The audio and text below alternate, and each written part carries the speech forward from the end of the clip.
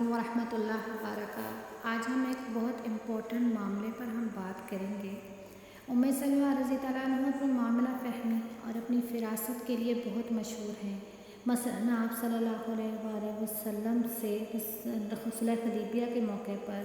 ام سلمہ رضی اللہ عنہ نے یہ مشورہ دیا کہ آپ صلی اللہ علیہ وسلم بحث و مباحثہ کیے بغیر اپنے سر کے بال منڈوا لیں اور قربانی دیں، تو صحابہ کرام خود بخود آپ صلی اللہ علیہ وسلم کی اطاعت کریں گے، اور ایسا ہی ہوا۔ ایک دفعہ حضرت ام سلمہ رضی اللہ عنہ نے رسول اکرم صلی اللہ علیہ وسلم سے عرض کی کہ قرآن کریم میں سب آیات کریمہ سے مردوں کو مخاطب کیوں کرتی ہیں، عورتوں کو کیوں نہیں؟ اس پر سورۃ الاحزاب میں آیت نمبر 33 سے 35 یہ آیت کریمہ نازل ہوئی۔ بے شک مسلمان مرد اور مسلمان عورتیں، مومن مرد مومن عورتیں، اور فرما بردار مرد اور فرما بردار عورتیں، اور راست کو مرد اور راست کو عورتیں، اور صبر کرنے والے مرد اور صبر کرنے والی عورتیں، عاجزی کرنے والے مرد اور عاجزی کرنے والی عورتیں، اور خیرات کرنے والے مرد اور خیرات کرنے والی عورتیں، اور روزہ رکھنے والے مرد اور روزہ رکھنے والی عورتیں، اور اپنی شرمگاہوں کی حفاظت کرنے والے مرد اور حفاظت کرنے والی عورتیں،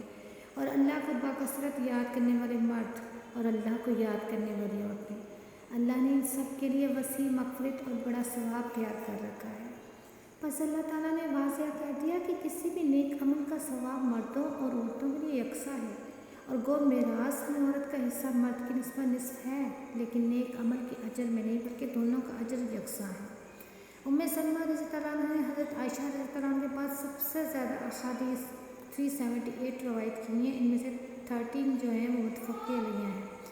آپ رضی اللہ عنہ نے رسول اکرم صلی اللہ علیہ وسلم سے عرض کی کہ عورتوں کو مردوں کی نسبت نصف میراث کیوں ملتی ہے؟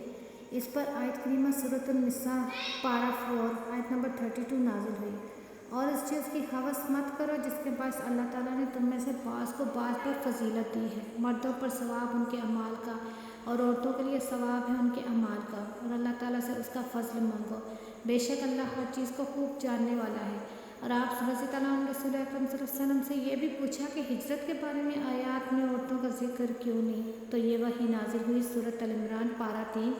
آیت نمبر 195۔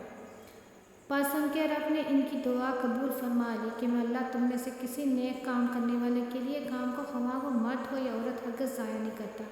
تم دونوں آپس میں ایک دوسرے کا جز ہو، اس لیے حکم بھی دونوں کے لیے ایک ہے۔ اس لیے وہ لوگ جنہوں نے ہجرت کی اور اپنے گھروں سے نکال دیے گئے میری راہ میں ستائے گئے، جنہوں نے جہاد کیا اور شہید ہو گئے، میں ضرور بضرور ان کی برائیاں ان سے دور کروں گا، اور ضرور انہیں باغات میں داخل کروں گا جن کے نیچے نہریں بہتی ہیں۔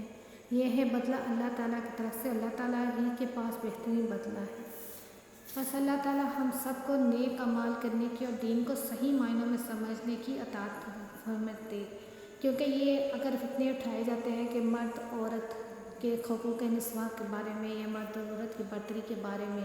جس کی وجہ سے معاشرے میں جگہ جگہ شر پسندی پھیلائی جا رہی ہے، ان سب کا علاج صرف اور صرف خدا کے دین کو سمجھنا ہے۔ اگر انسان